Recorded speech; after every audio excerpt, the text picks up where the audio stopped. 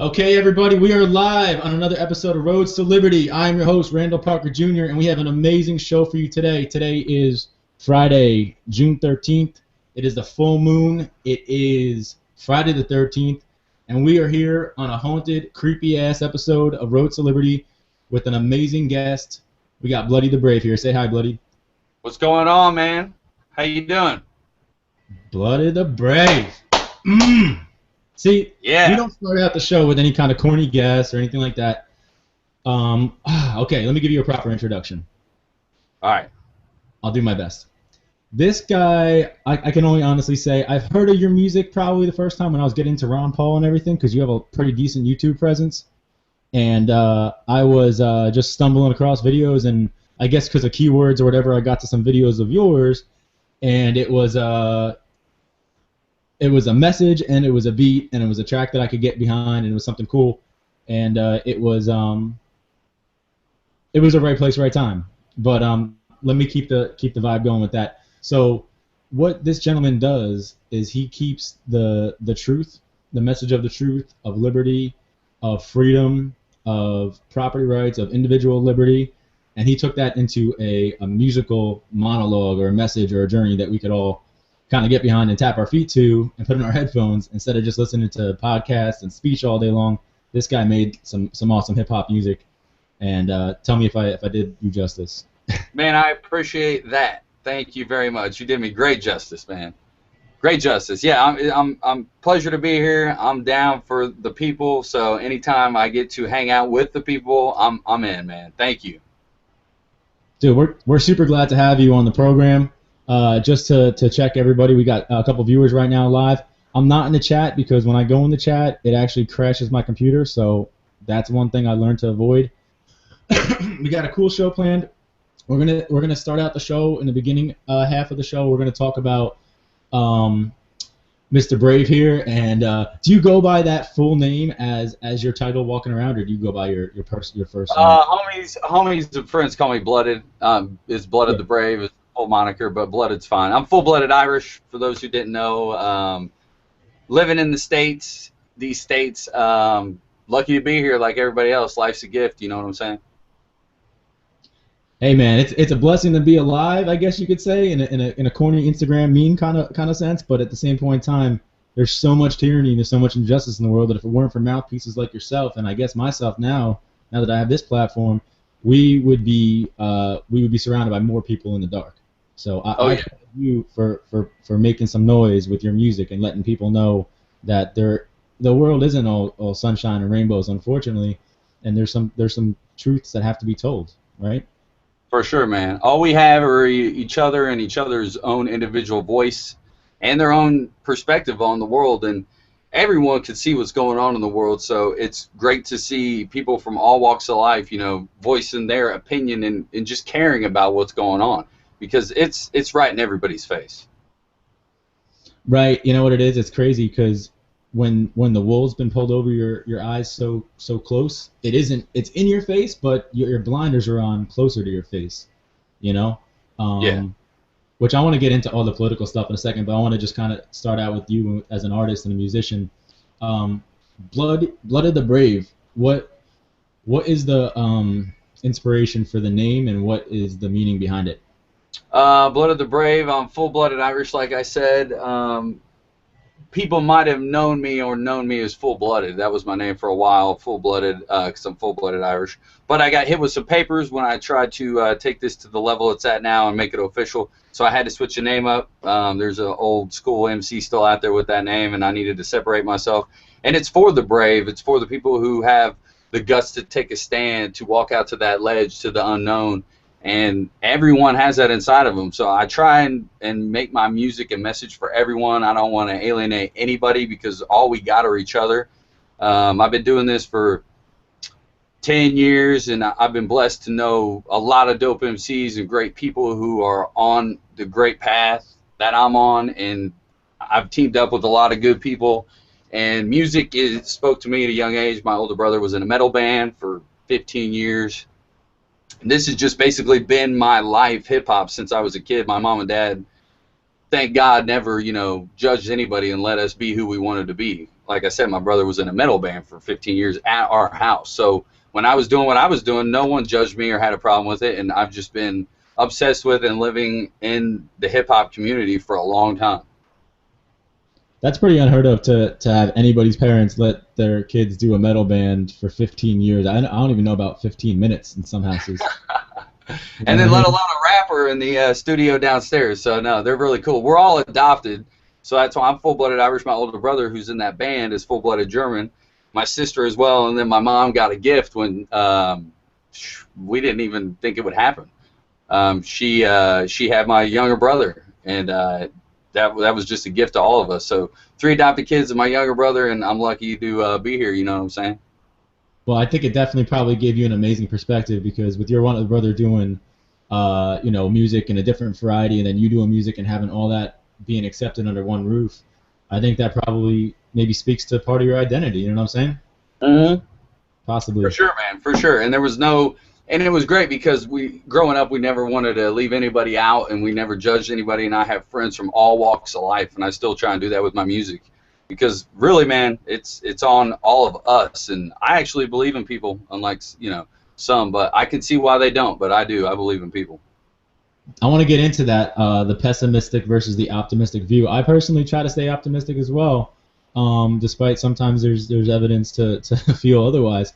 But I want to stick to the music stuff real quick, and then we're gonna go right into the second half of the show. We're gonna just be blitzing through all the world conspiracies and stuff that's going on, and also just some of the intellectual fabrication stuff that creates the place in your mind that you're at where you have to be reprogrammed at some point. Yeah, sounds good. So I want to just set you up as an artist as well, because would you say that music is the central thing in your life? Like, am I maybe pushing that too much? Like, would you say that really defines you? Or? It is. Yeah. It's the thing in my life. I can't do what I do without, and I've been obsessed with music. My whole crew has been for a long time. We got in this because we loved hip hop. We were going to shows, freestyle, ciphers, battles a long time, and it's developed into a point where I can do it and make it a craft to where everyone in the world can hear it. So I'm going to take it that serious, and I have for a long time. I've been on worldwide radio stations and Sirius satellite radio this last year. I got an album on iTunes, so it is the central part of my life. It's what I do. It's who I am. Yeah, so I was gonna say I believe that from just checking out your music and just looking at you as an artist and saying, this cat, like, all of his social media pages aren't like anything but his music. Like, I do marketing, and I've worked with artists that so I do some marketing with artists because I love music as well, and that's a natural place for me to start. But some artists can't separate their music from their personal life, and it's too much of like, oh, it's my mom's birthday, and I'm like, yeah, that's beautiful, but that's not anything for your audience to really grow from. Everybody has a mind with a birthday. I'll let my audience in. I'll let them in because I'm a public figure, so I'll let them in. But it's the music is what I do, and it's for them. I'm lucky to share a relationship with so many people. I mean, including yourself, through my music. Look at we're hanging out in this technological age, online, face to face. It's amazing. It's great. It's incredible too, and I was gonna mention that for the program today too. That it's weird how we spoke on chat a few times, and we spoke earlier today to just test levels and everything and try to make sure we were cool. And but we didn't do a lot of like, what are we going to talk about kind of stuff, because I have a kind of show rundown that I want to go by. But I figure I just met this guy. I love his music. I love what he's doing. He's happy to be on the program. We're going to need at least an hour to get to know each other and to talk and BS. And that's actually entertaining. When I'm watching other people do that, it's entertaining for me. So. Yeah, that's awesome. That's great. We get to know each other and share for the viewers, which is great. Yeah, absolutely. So so music is the most important thing to you, but when did that hit you? I mean, most people say, when I'm 3 years old, when I was in diapers. Was it like early, where you were like falling out of the crib, busting beats? Yeah, like I said, with my older brother, and just the expression that comes with music, like just being able to express how you feel and who you are. And it was great. But hip-hop is what really got me, because I was just hearing tales and stories about what I kind of felt inside. Like, I always knew and was kind of, a rebel, but I knew something was going on in the world. And my mom and dad never sheltered us because we were adopted, and they took us to volunteer everywhere in the world. And I was hearing tales of life and people's struggles and people who want to do better, and that's what related to me about hip hop, was that aspect of it, because that was the original line that a lot of people know from hip hop was broken glass everywhere, and it was like, they were the narrator for what was going on around them, and that just hit me hard at a young age. So who are the main hip hop artists that woke you up? Was it early stuff like NWA or like? Yeah, it was like Biggie and like Tupac and. I was obsessed with Kid and Play and Heavy D and Rakim and KRS-One, and then came the NWA, and I didn't really have a problem with it because I understood it was just a little bit more aggressive, and I've always had, maybe it's the Irish blood of me, but I've had a little bit of aggression in me, that motivation, the will to compete. And so, it went from, Rakim to DMX to Nas to, back to Chuck D and everybody else. And I want to play on that for a second because I got a couple viewers right now watching live, and I know I got some voluntarists in the audience, and I want to play with that because you used the word aggression, and that's a big touch point word on our vocab list here in the Liberty Movement. And just like with music, you can easily take a theme or take a note or a sound and tweak it and play it in a different way, right? Right. The same thing is true with a word. So when we're talking about aggression, if we're talking about it in a debate, in a political sense, I might be saying, okay, aggression is when you use force against someone without any initiation. So if I use force against you, but you initiated force first, that's not aggression because I'm just acting in self-defense. Correct. So aggression is when someone starts something with you. That's aggression. Yep. For no reason, yes. And you have every right to defend yourself if someone does aggress upon you. It is part of an inherent ability of the golden rule and what we now maybe call the non-aggression principle that I fully support. Absolutely, and thank you for landing that plane for me. What I also want to say is that we can use the word aggression in different ways too. So, for example, I'm from a sales background, and I can use the word aggressive in opposite ways in the same job in the same 15 minutes. Let me give you the example. I'm talking to my customer, and I say, I'm gonna put a pretty aggressive set of figures out in front of you to consider. They're gonna go, that maybe they don't know what I mean by aggressive, but in the context of the sentence, that sounds like I'm gonna put a pretty good deal in front of you for to look at, something nice, good discount. Just like aggression for music, for me, it could be like motivation. I'm gonna motivate you through some passion and energy. Right. So it's like channeling it, and then I can go back up to my boss and say, hey, don't worry, I'm not going to lay down on this negotiation. I'm aggressive. Now, that doesn't mean I'm going to go start shit with my customer and be rude to them and throw things at them. That just means that I'm going to use an aggressive approach, meaning I'm not going to be victimized. I'm not going to be reactionary. I'm going to be offensive. That's right. Exactly. And hip-hop music and rock and roll went through it too. There was a big hair era, and hip-hop had that for a long time. And I reference this guy a lot, but he brought passion back to it, but it was DMX. I mean, people missed it in hip-hop forever, and he came around and they were like, what is this? This is raw passion, you could say, aggressive, and some of his lyrics were, but you could actually feel it because he brought it to you. Right, and I think because it was really actually self-defense, if you think about it, this might be the like aha moment in a way, because think about it, these people were victims. I mean, not every single one of them. I'm sure some of these kids had a nice house, a nice upbringing, but most of them were growing up in the hood. They were victims of pretty tough upbringings, pretty tough neighborhoods, and their music was their striking back. There was their mark they're going to leave on the world. Some people use graffiti. Some people would rob a bank, but their way was to use the microphone and to get a beat and to make people go, I like what I'm hearing, and then in the background, I'm actually thinking and I'm actually learning and questioning my life and questioning my assumptions and changing as a person. Yeah, exactly. It's powerful, It's way more powerful, and music's been doing that for a long time.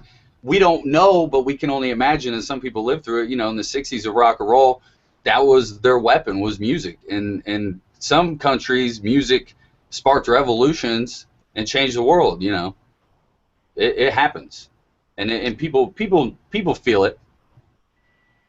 it almost happened in this country in the 60s and 70s, and I guess people were aging at the same time as the DEA was cracking down on drug use and a bunch of other political stuff. I'm not a political science guru because I feel like that's their game, and if I study their game, then I'm basically just one of their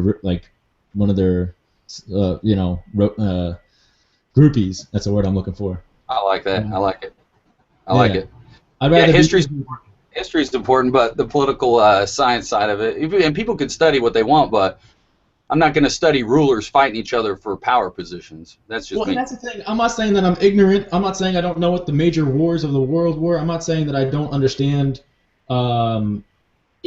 basic different political leaders, this one and that one. And this show will be a learning process for me and a learning process for everyone else. I think if you go and look at someone's program, whether it's Stefan Molyneux or whether it's Joe Rogan, on their first episode versus 40 episodes or 2 years in, it's a whole new broadcast. It's a whole new host. It's a whole new platform and format, Yeah, oh yeah, it takes time, man. I mean, like I told people when I first started rapping, I was a battle rapper. So I went from writing and freestyling into competitions for battle rapping before 8 Mile. I was battle rapping. We had competitions all around the Midwest.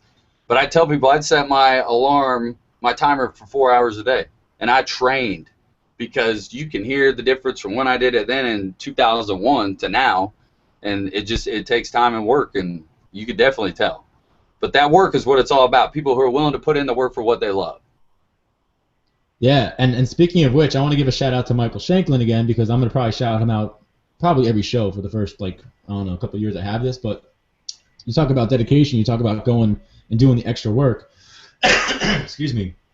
Mr. Shanklin put this network together that you're on right now, Voluntary Virtues, that we're all enjoying.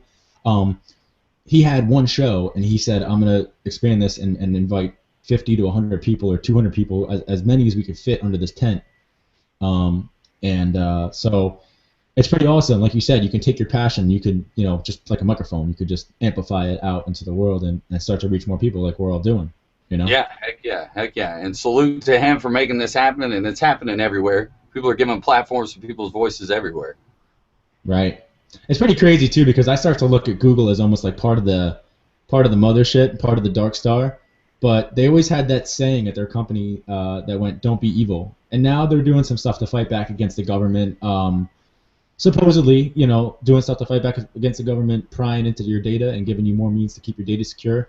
I know Facebook has been pushing back even harder, which is cool because you don't really see that from the big name companies. But I think the businesses of the world realize that the days of actually using the government to be part of their bullying stick are now starting to run over, and now the businesses kind of want to just have a fair deal with their customers. They don't want to be taxed. They don't want to be regulated. They want their products to stand for themselves, and they want their customers to be able to decide and not be bullied into buying a product or not buying a product, Yeah, and even if they took money from the feds to start or for this or for that, now they're starting to think twice and saying, nothing really is free. If I take something from them, they'll hold it over me, and they'll make me comply with, what they're doing that actually harms my business, whether it's tapping into all my customers' chats or tracking everything that they don't want. And people are starting to separate themselves from that and listening to the people. Businesses are especially. It's great. Right. So, when did you realize, at what age did it occur to you that you were being lied to in a pretty fundamental way, that something was really off from what, man, I don't know. My mom says when I was 12, I just woke up one day and she saw a look on my face she had never seen. And she says it wasn't puberty. She just said who I really was finally came out, because they always knew. And it wasn't a bad way. They just knew this guy always wanted to question everything. But it was fine because I trusted the people I loved. But personally, for me and my crew, I got a group of friends who are brothers, and we're still brothers, and we always will be. But it was all of us through after, especially high school, because we realized we didn't really learn anything. We knew we weren't learning anything to make money, to be, independent. It was just all jargon. And it was right after about that when 9/11 happened, and it was basically almost the day after 9/11. We all met up. We grew up in the G.I. Joe era, and we were like, well, this is it. I mean, we're supposed to go to war now, right? And they said the next day, everybody go back to work. And we said, wait a minute. Go back to work. This is what we're gonna do. And none of us bought it, and we just started from there. And it's been a long ride, but thankfully I was around other people, who never judged me for questioning, because I did. I have friends who didn't believe in any of the things I was saying for 7 years, and now they're on the forefront of other movements. It's great. Right. I think the thing that's kind of getting people kind of excited is that there's so many more ways to have your voice heard and to make a difference and an impact than voting. Like, we had this system. Talk about ancient technology. I was talking to my dad the other day about this because he was asking me about my podcast and my shows and stuff. And I was trying to point out to him that, like, everything else we do in the world, we use the current technology. Molyneux points this out all the time, Stefan Molyneux.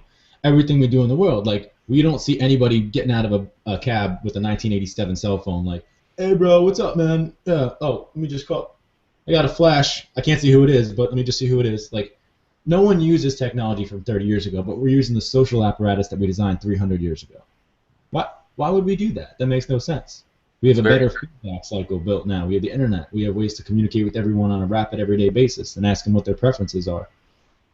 Yeah, if we're advancing in every way of life to make life easier, I don't know why we hang on to the same old ancient way of ruling and, don't at least try something else. Because, for example, in Egypt, let's have a revolution, okay?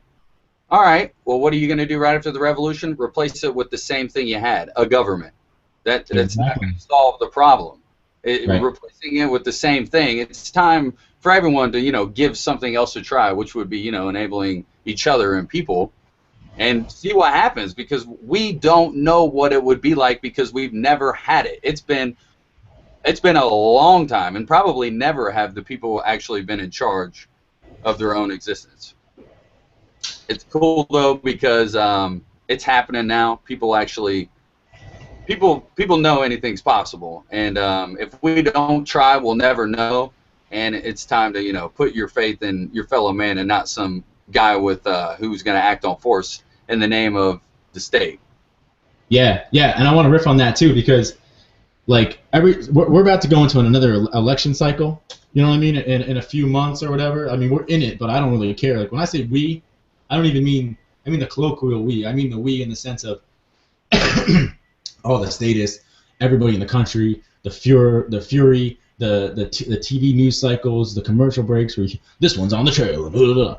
I don't really care, but we're not going to be able to avoid it before long. It's a tidal wave. It's going to rush over us, right? Yeah. So what I want to remind people before we get sucked up into the fact that maybe, Rand Paul or this one or that one's going to save our butts, it ain't going to happen, first of all. Second of all, you can vote right now with your dollar. You can vote right now with your feet. You can move out of the tyrannical state that you live in and find a better part of America if you love America so much. Go to Wyoming. Go to New Mexico. Go to Arizona. Find a place that lets you be a little more free. And vote with your dollar. Every day we vote with who we interact with, how we interact with them. People need to support who they believe are making the right decisions. They need to support them. It's really all you got. If you want to see a change, you got to support those type of people who you agree with or who are trying things to make the world a better place. Absolutely, 1,000%. So I want to talk about the point of the show because we're hitting about the halfway point, and we're going to get into some more like kind of concrete topics and stuff in current events in the world and maybe some educational things that people may not know about. But I want to set up the show. Again, it's Roads to Liberty. We are on the Voluntary Virtues Network, which is the brainchild of Michael Shanklin. And you can find that network on YouTube/Voluntary Virtues. You can find a lot of the content from this show at roadstoliberty.com. You can find this show on Facebook at facebook.com/Roads to Liberty with all the show guests that are upcoming, and any show notes and links and copies to previous episodes will be up there as well. We also have a sponsor on this program. It's called Calling Vault. Okay? If any of you guys know what Google Voice does, it's a similar idea to that. It has a small membership cost to it yearly, but you can add a second phone number to your phone right now. It's completely, I'll say completely stealth. It's not encrypted, but it's stealth in the sense that they don't keep logs and they're so small time. So it's like a burner phone, but it's connected to your phone. So if you do a side business or if you want an extra phone line because you moved, for I think it's $40 a year, you can get a second line and a bunch of texts and a bunch of minutes and get rocking and rolling. That's callingvault.com. We appreciate their support of this program. Going to the second part of the show right now, I want to reset up my guest. We got Blood of the Brave. Say hi. What's up, man? What's going on? Hello, world. You are important, and you are in charge of your own life. This guy is so cool. Dude, I gotta have you on my show probably like at least a few times a year, bro. You gotta commit to down. I'm down. Let's let some people know how important they are. Where are you based out of? Where does your music take place? Are you touring right now, or are you doing local shows? What's your deal? I'm in Indianapolis, Indiana. Everybody can check me out at bloodofthebrave.com. From there, you can link to all my free music, the music to support, and my YouTube channel. I'm in Indy. Haven't hit the road just yet. I do shows around here. Down with my crew, Strong Roots Records. Everybody check them out. We all are like a collective of MCs and beat makers that, you know, are down for each other. And we just actually dropped our label sampler volume 2 today. You got to check out Strong Roots. Any of my websites will have them with them. But we're doing a festival here next month in Indiana, which is going to be awesome. But I hope to get out on the road sometime and see everybody's lovely face and uplift the people with my music. It'll happen, man. The type of music you have, I feel like the message is got to be heard. It's got to be spread. And I listen to, I'll probably say like 5 of your songs. And I'm not a fronting type of person, be like, yeah, man, I'm your biggest fan, blah. No, a mutual friend of mine told me about you, and I was like, oh, I've seen that kid before. Like, I've seen his videos before. That's and awesome. A few more, and I'm like, yep, he's definitely a good fit for the program, so we're going to try to get him. And you were like eager as heck to come right on, so it was awesome. Yeah, I appreciate any opportunity that, you know, someone would offer for me to reach more people and to talk about good things, you know, that you don't hear on the mainstream media. So thank you. Where can they get that new sampler that you talked about from your label? They can get the new Strong Roots sampler at Strong Roots on Twitter or Strong Roots Bandcamp. My new EP, Born to Rebel, is an 80s inspired EP. You can get that on bloodofthebrave.com. It's free download. I just released some cassette tapes that I'm shipping out to the world to celebrate the 80s style of my new EP, which, you know, features a bunch of classic 80s songs that I rap over.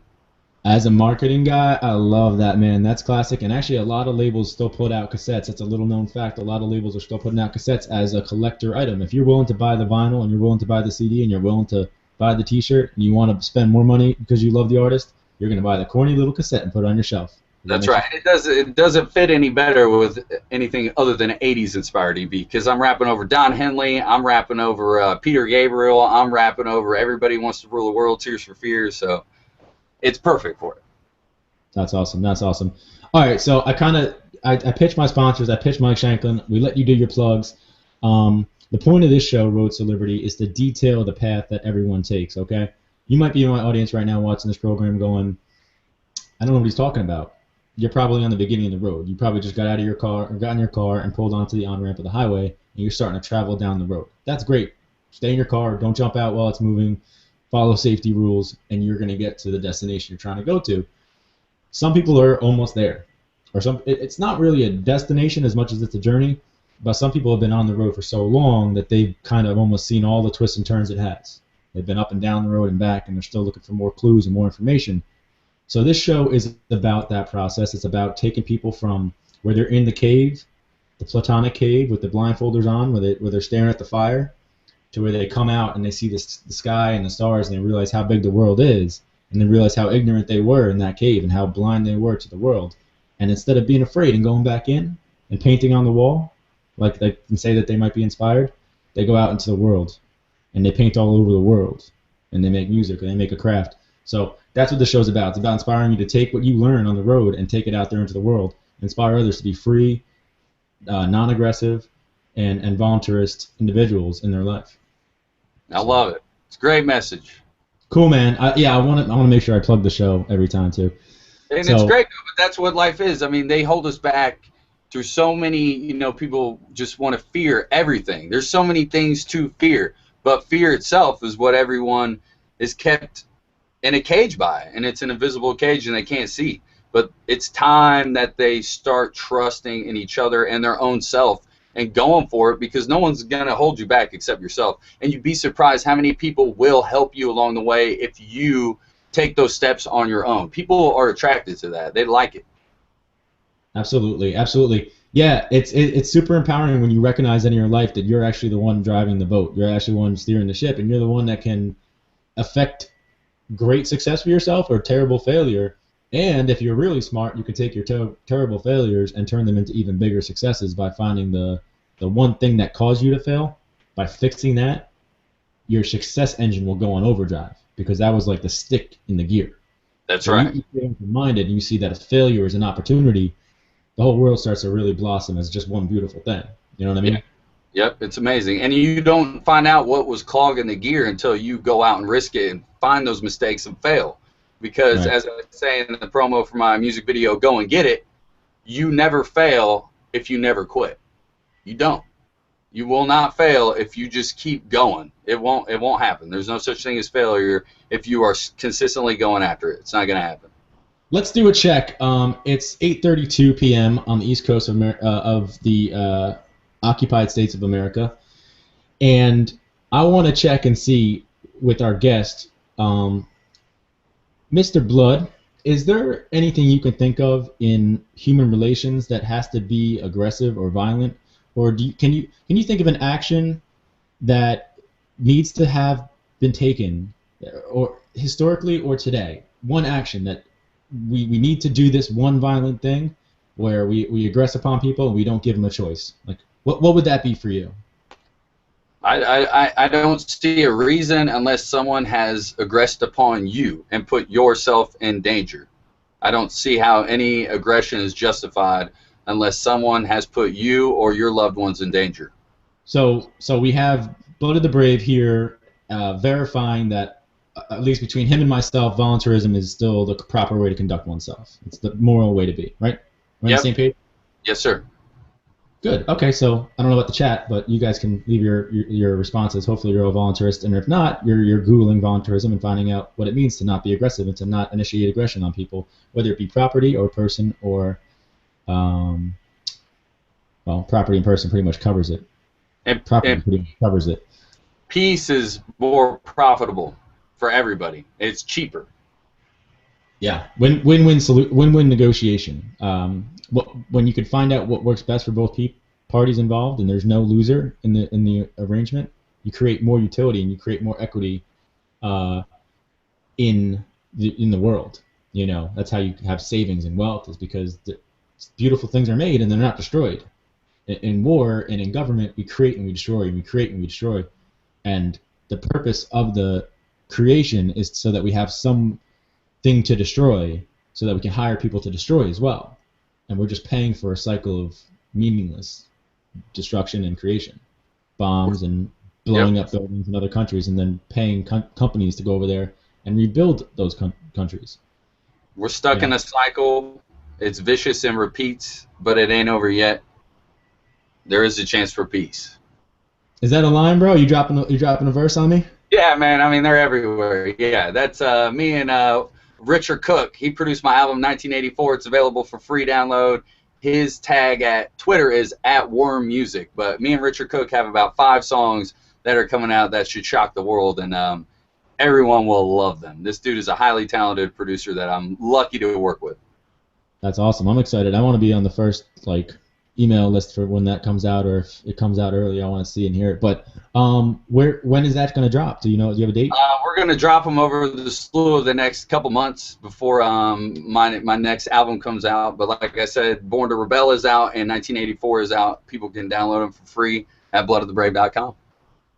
Dude, I love it. I love how you promote yourself, and you should not. Oh, this is something I'm going to drive home on so many of my shows, is you should not be shameful about promoting yourself or your project. You should not be shameful about promoting your brand. You should definitely not be ashamed of getting a sponsor for your project, for your podcast, for your show. I don't care if you're audio only. I don't care if you're a rapper, musician, a basket weaver. Go into a business, say, I'm going to weave you a basket with the logo of your business, and I'll make 200 of them for $500. And they go, sure, get to work, or 1,000 or whatever. I don't know what we need, but support each other that way. That's how you make it happen. Go out there and be prosperous. Go out there and take what you want, and not in a theft type of way. Don't mistake what I'm saying. Take what you want, and that the opportunity to have whatever you want is present, as long as you're willing to do something in exchange. That's right. That's right. That's right. Yeah. I mean, we have to do what we can to counter those who control and manipulate what we work so hard for, which is the money. You know, since it's controlled and regulated by people no one elected and don't even know who they are, aka the Federal Reserve, the two most powerful words in the English language. People need to know what those mean. But we got to do what we can to counter that, and that's support each other with sponsorship, volunteerism, all that. Federal Reserve was actually one of the buzzwords on my list I wanted to touch on today, and also just the future of money, because I'm a big Bitcoin enthusiast, and I want to touch on that. But we're gonna skip forward, so we're gonna bring that now. So I don't want to go to it later. I want to come to that right now. With regards to like the Federal Reserve, I think most of the audience knows what that is, so I don't have to really crack that down too much. But we could spend a whole episode on that. What I want to say, and then I want to hear your thoughts, is that as a Bitcoin enthusiast, I feel like money is something that I know there's the Austrian sense of money where it has to be a most saleable good and it has to, be fungible and this and that and the other thing. That's great. That's good textbook material. That's good, scholarly material. But what money has to be more than anything is it has to be mutually agreed upon by all parties that it's got a store of value. I'm not gonna make 1 million pens and say, oh, the new currency is pens, and then give them all out to everyone, and then be like, no, we just want to write with them. Like, it makes money is what it is for a reason. The fact that money is a sheet of paper with a bunch of dead white people's faces on it right now should tell you that how could that doesn't have any intrinsic value. You're holding a sheet of paper. We worry about Bitcoin. We worry about Bitcoin collapsing in value. Let me ask you a question. What would prevent the Federal Reserve from saying tomorrow, all the dollars you have are worth 1/10 of what they were worth yesterday? Just put a decimal place on the side. They can do that. That's the law. They've done that before, and if they make the law, it's the law, and they'll back it up with a gun. Every single law is backed by a gun, and I'm glad you said that. Every single law is a recommendation with the promise of aggression if you don't agree. Yeah, yesterday was Throwback Thursday, so I put up a picture on my Facebook of a silver certificate from 1935 to show people you cannot, your new money, you cannot trade in for anything. It's a promissory note, an IOU. But these old dollar bills, you might have been able to trade in for something with, value, gold or silver. I got to correct you there. The one you posted, that silver note, was in a more legitimate sense, in my opinion, and I think in an Austrian sense, real money, in that it was redeemable. Right. I think maybe it was what you're trying to say, but whereas money today is not a promissory note. I don't know if you were just saying it a different way, but money today is not redeemable for horse shit. There's nothing other than what you can buy with money. Of course, it's redeemable for that. I'm saying government-wise, banking-wise, the lowest common denominator is the U.S. dollar. You don't go to the bank and say, all right, I'd like to turn my dollars in for gold or silver. They go to a pawn shop. I don't know. We don't have that here. That's right. And the crux of that matter is people don't know on their money now, a Federal Reserve note. They don't even know. A lot of people don't. Maybe people tuning in, but I'm going to share this with the world, and some people don't know that the Federal Reserve has nothing to do with government. There is Federal as Federal Express, and that they are the ones who dictate what your blood, sweat, and tears are worth. And they say this is what it is. And that right there is enough to galvanize humanity to look twice and think twice about what it is we're doing and living for. And that's what we need to do, is make people aware of what they're living in, which is a scam, a manipulated scam.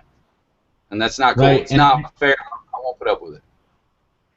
Yeah, no, I love your passion. And I think what happened is that the state or the apparatus will push and push and push and push until they get to a point where they go, if we can get this one, if we can get them to buy this load of garbage, then they'll buy anything, pretty much. We know we have free reign. And I feel like the Fed was one of those things. In 1913, they went to Jekyll, and if I'm doing the wrong year, I'm sorry, but I believe it was 1913. When they went to Jekyll Island and they basically hijacked the U.S. federal economy at that point in time, all the gold in Fort Knox, and privatized it to individuals who we don't know their names, we don't know what percentage is owned by whom, and that's the organization that's responsible for printing our so to speak, U.S. money supply that we have to be paid in. We have to, I can't start a business and decide to pay my customers in wampum or Big Macs. Yeah, no. And I encourage people to look up Blood of the Brave Banksters. It's a music video I made, Banksters, Blood of the Brave, and it details this whole thing. And I talk about it all, and it speaks for itself. But basically, it is they own your reality and control your salary. That's what they do. And banksters are gangsters. That's what I'm yelling. That's what I they are. love it. You know what? Some people might take that to offense, and I almost do in a sense. But you know what? Banking is something that a lot of free market people think is not evil because for example, I know that the banks in the world today are evil and corrupted, but that's because they are melded in with the state. They're fascistic. But they're not a bank in theory doesn't have to be an evil thing. If it right. was like a credit union or something where the parties had some sort of control over their assets and it wasn't a shell game. Right.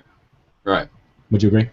Yeah, totally. And like I said, what I mean by it's some of the stuff we've never seen before. So when people ask, we haven't been set free near as much as what people think. No, if anything, I feel that the quality of living has gotten better for an individual, for a single family, for the average family in America, or for in the industrial world versus 100 years ago versus 200 years ago and back. So in that sense, we are more free. We are more free to be free of pain and to live longer and to be free of hunger and to be free of boredom. But we're not free from oppression. We're not free from financial tyranny. We're not free from moral and ideological aggression against against our children. Right now, in most parts of the country, it's illegal to keep your own flesh and blood human child home with you for their entire life. You have to ask permission from the state to not have to send them somewhere. Yep, and it's unfortunate. I don't blame people or humanity for the simple fact that at age 5 we're all sent off and we all get educated by the same people who were dropping bombs on villages without nobody's approval. So I don't blame people. I will not do it. I will blame the system that indoctrinates us all, and I can't buy into the divide and conquer or the hate. I'm here to kill hate with love. Yeah, I like the positive message, man. I want to keep it that way as well. The only thing I would say is that like I don't hate the people at all. I get frustrated with the people, and I want to shake them sometimes. Like I want to go up to them and smack them or like splash some cold water on their face, because it's like you're sitting there watching the TV. Like the last election cycle for me, I could barely even like see it out of the corner of my eye. It was so revolting to me. But to watch Romney and to watch Obama pretend that they were different people on stage for an hour was hilarious. Like I'm like, well, I think we should try to defend our nation and support the troops. Well, I think we should support the troops and defend the nation. Like, you said the same thing backwards, bro. Like, do you want to just be vice president and president, and we could just call this thing a day, and we don't have to do an election? We could save a couple $1 billion. The media, the propaganda machine is powerful. So it's going to take time, and those TVs are in everyone's houses. They have 4 in each house. So any little slice we can get in is worth more than anyone could think. It really matters. Like, for instance, you had an old white man sit up in front of 65 million people at a debate to be president, and he said, so if I legalize drugs, you all are going to go out and do it. And just by that statement alone, the whole crowd shut up and was like, he's right, I'm not going to go out and do it. And that's one thing I'm big on is the war on drugs, because I'm in hip-hop and I see these communities and everyone has something to do and something to say about all these kids getting shot up. But not one community leader is going to ever mention the war on drugs, what these kids are killing each other for. If they legalized it, you would not have Chirac. You wouldn't have a war in New Orleans in 1994. People don't know just how nasty it really is in some of these places, but it's because of the war on drugs and the state working hand in hand with all of it. And my bad, I'm sorry, dude. No, I'm just saying they're not there to help. They're not coming to help. They're there to regulate and do what they think is best because they know what's best, the state.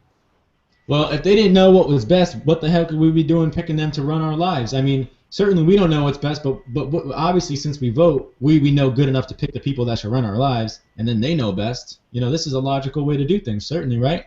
Nah, Not logical at all to give someone else, the permission to say what we should be doing with our lives. It's very insane in a way that we are just to trust a few men with all the power in the world. Well, Blooded, after this podcast, I'm gonna make myself some popcorn and then I'm gonna go outside for a walk. Is that okay with you? Hey man, you do what you want to do as long as you're not harming anyone else. But if I go and make myself some popcorn and go for a walk, couldn't that somehow harm you? No, not me. You can't think of a way where me making myself something to eat and going for a walk might harm you. No, I can't. What if I decide to smoke a joint while I'm out there on that walk? Hey, it's your body. Do what you want with it. But couldn't that be harmful for society somehow, Blood? Couldn't that hurt society if I got high out there on my walk while I was eating popcorn? Couldn't that damage society? No, not really at all, no. I guess not, right? Right. I mean, it's pretty insane that, they encourage the whole world to go drink and get in fights at bars, but to do something that makes you peaceful is illegal, and they'll shoot you and take your kids over it. But that's the world we live in. But you know what's really cool, though, is that we have these awesome cops that if you try to, like, sell a couple, grams of plant-like substance or whatever to help put some food on the table for your family because the economy is so terrible, and you get caught doing that, we got this great system where men with badges and guns and tasers will come and throw people like that into a cage and keep them there for like years and years away from their family and charge other people like $105,000 a year, I think is the average cost for a prisoner to be detained in the country. So we could take the guy off the street that's making $30,000 providing for his family, barely, and put him in a hole in a cage, and then we could all pay $100,000 to let that guy eat for the year to teach him a lesson. That's a genius way to keep things going, right? So backwards. It's so backwards. It's actually insane. It is. It's that backwards. And people need to realize you can't hold those accountable. These people can't be held accountable because they investigate themselves. We can't do it. The police are not going to ever be held accountable because they investigate themselves. It's not going to happen. They're going to keep doing what they want. It's getting sad. There was a point where I couldn't watch the mainstream news anymore, like a year or two ago, and I was like, it's pitiful that they're trying to pass this off as actual information or as actual, like, there was a day and time, I'd imagine, where you would go pick up a newspaper and it would be for the people to learn something, to maybe learn something. But it's probably a rag the whole time. It's probably a propaganda rag of the state since the first printing press was ever made. But it just blows my mind that people are so far in the dark. Even in the internet now, I was going to say, when you were talking about your last point with regards to the aggression we see in the world, I noticed that, like, cops, like, are getting away with everything. Like, it's on Facebook, it's on Twitter. It's like, that's the kind of stuff you can't avoid. It's like when people used to stand by the side of the road with pictures of, like, aborted fetuses and stuff to make their point about abortion. That's aggression in a sense, borderline aggression almost, because it's like that's something that is pretty harsh on the eyeballs. Makes you feel shitty and have a bad day. And you can't avoid it, though. It's everywhere. You don't have a political position. You don't want to have a political position on that. You're not condoning nor preventing abortion. You know what I mean?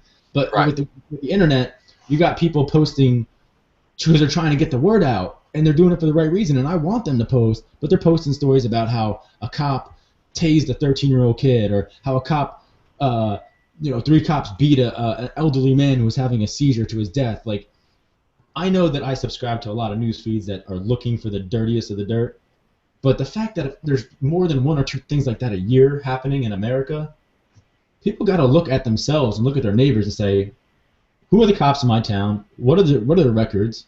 And should I go picket town hall and say, I want this guy's badge? He's beating people left or right in the street. He's done this, he's done that. This guy shouldn't be running on the streets anymore. He's the criminal. Take him off the streets. You know what I mean? Yep. Even with the kids, I had an instance with my nieces and nephews the other day where I told them something had happened. I said, if that happens again, you whip out your phone, because all of them have them, and you hit record, and you tell them, I'm putting you on camera. And it's the same way as I've educated them to record any form of authority, because they'll take advantage of them, and they don't have the right to do that. Only their parents do. You film the police, shout out to Cop Block. You empower yourself. Film. That's what we need. Transparency. It's not aggressive or bad intentions. We're just looking for transparency in this world, and technology enables that, and that's what a camera can do. And a group like Cop Block, promotes that, and I support them. I make music about that. I got a music video, Silent Moves, that, you know, it hits right at that. I display how, you know, you need to film the police, especially right from the get-go, to hold them accountable, because it's real hard to do. It's real hard to hold a cop accountable, you're saying? Yeah, yeah, any government official. You can't hold them accountable when they investigate themselves. That's what people need to understand, that we're not in charge. You don't need to hold the government official accountable, because they, when push comes to shove, when it's something they're supposed to be accountable for, it's not them that they are. They're I'm just a representative of the people. But when they do something great, well, thank God you have Obama as president. Oh, thank God you had Clinton, because we got this done here. Clinton passed it through. No, they're like a shitty girlfriend or a shitty boyfriend. When something goes wrong, it's all your fault. And when something goes right, it's all thanks to them. Good point. Very good point. And two sides, same coin. I don't like to use Bush's name or Obama's name. I replace them both with government, because they're both doing the same thing, just in different variations. You're right. You're right. If I say Bush one time too many and Obama one time too less in my insults, someone's going to think that I'm, you know, a secret liberal or something, and that I have it out for the right. And I'm not on the right, and I'm not on the left. I'm not in the front, and I'm not in the back, and I'm not in the center. I am off the spectrum, and I'm in my own domain. That's awesome. I don't need your permission, man. You know what I mean? Yep. And I think everyone is there inside. They just have been told or misled, and they watched that box to watch their favorite game, and after their favorite game, the media came on, and they've been guided to where they're at now. And people like me and you and millions of others are there to remind them of what they really think inside, because they don't really think what that box is telling them to think. They don't really think that way. Dude, I like having you on my show. I'm going to have you back a bunch of times, because what people need to kind of get this rah-rah stuff sometimes. I think a lot of people that told me they've been listening and watching my show so far, they've made some compliments and some nice, you know, said some kind things. I appreciate that. I'm not looking at the camera 100% all the time. I didn't comb my hair today. I didn't put on a fancy collared shirt, because I don't want the viewers to get it twisted. This isn't about making me look fancy. This isn't about making me get a job at a major news network one day or something like that. This is about me helping people like you, who've been holding a microphone for years now, get the voice out there a little bit louder and a little bit further spread. I appreciate that, man. I really do. It means a lot. And I've got friends and family and fans who are tuned in, and, you know, I'll share this with everyone, but we got to support, you know, broadcasts like this, because this is the real media. The only way people really get to hear some real information. It's great, man. Thank you. I'll tell you what, man. We certainly loved having you today. It's about 8:54. I'm going to shout out a couple more things, and I'm going to give you the parting thought. We got Chuck Forward, the Liberty Geek, coming on at 9 p.m. tonight, which is next. I'm going to be a guest on the panelist in that show. I'm going to tell what I think about crypto anarchy and how that could be part of the solution, or maybe the entire solution, for taking down the aggressive apparatus of the state and reinstalling a humane and voluntarist apparatus of a free market and free association society. So I'm going to be touching on that. We're going to have a roundtable discussion, and you are currently listening to the Voluntary Virtues Network. We are live with Blooded the Brave, and we had an awesome hour. We're going to definitely get this guy back. What are your parting thoughts, man? What do you want to tell people? What's your view for the rest of this year? What do you want people to be thinking about right now? I want people to hopefully never give up on each other and never doubt themselves, and basically overall don't buy into the doubt and the hate, and just tune them out. It's, you know, life's short. We're lucky to be here. It's time to appreciate what we got. The now is what matters, and people matter, and they've got all the tools they need to succeed without someone else giving them the permission to. Stop asking for permission and start being your amazing self. And I'm Blooded the Brave, bloodofthebrave.com. Hit me up. I'm down with any and everyone who's down with me. I appreciate you for having me on the show. It's been great, man. All right, dude. I couldn't have said any better myself. And with that being said, I'm going to save everything else of beautiful, delicious content that we're going to spill out of our brains for the next time we meet, which will probably be a few weeks from now. Hopefully, we'll get you back soon. That'd be great, man. Thank you. My name's Randall Parker for Blood of the Brave, for Voluntary Virtues. You're watching Roads to Liberty. We're going to tune on out. Hit us next week, Friday nights, 8 p.m. Stay tuned.